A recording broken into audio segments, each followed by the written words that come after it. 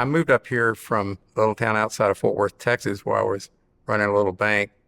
But prior to that, I practiced law. And after I got here, I did a little bit of renovating a building with my cousin.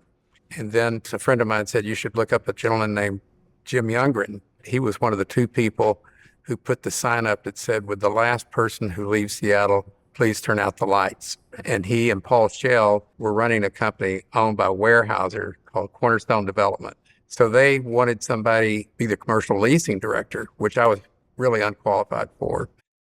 But it looked more interesting to me than practicing law, and I was interested in real estate. I was still pretty young. They set such an example for having a vision for this city and for the urban landscape. Paul Shell was a real urbanist, and he really believed in a city that was alive 24/7, and that's what he wanted to create. Well, the renovation of Queen Anne High School was a wonderful project. I did it shortly after leaving Cornerstone, and I did it with Bruce Lorig, and it was high school at the summit of Queen Anne. It was built in 1909 in the palace style. So it was just this gorgeous building, and it lent itself just perfectly to being an apartment building. Another one, a few years later, was Chandler's Cove in South Lake Union. It's now called the Lake Union Piers since Vulcan acquired it.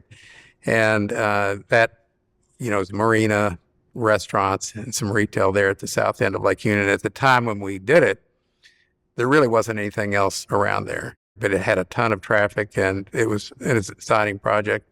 Around 2005, I had been looking at 160 acres down in Lacey that's zoned for light industrial. Hawks Prairie 111, and on the 160 acres, we had something like a little over 50 acres. It was set aside for forest buffer and wetlands and trails and other things that I think the community really has enjoyed. Working with my kids has been great.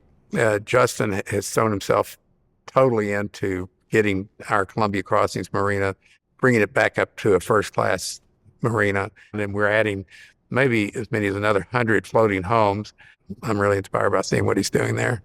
Megan has been really wonderful. We have a senior independent living facility, 156 unit facility in Ballard, between Ballard Avenue and Leary. It's a very vibrant place. And Megan, I've really been impressed with her ability to work with our residents in the city.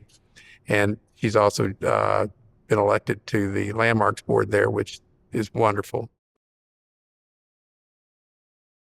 One of the things about NAIOP, and I think it's about just a career in the business, it sounds trite, but it's so important to get out there and meet everyone and build those relationships. And I can't emphasize enough about how serendipity has been such a huge factor in the things I've done. Whether it's a project or someone I meet that subsequently we do all sorts of things together. It's pretty amazing. So it's wonderful to get recognition from my peers in the industry and the former past presidents to have a firm of our size recognized for the projects that we've done throughout the Northwest. It's really gratifying. Most emphatically want to thank my wife, Mary Foster, who has stuck with me through some really tough times that have all worked out, but she's been right there and been totally supportive the whole time. And secondly, I'd like to thank my kids who, through 40 years of this, have seen a lot, Justin and Megan.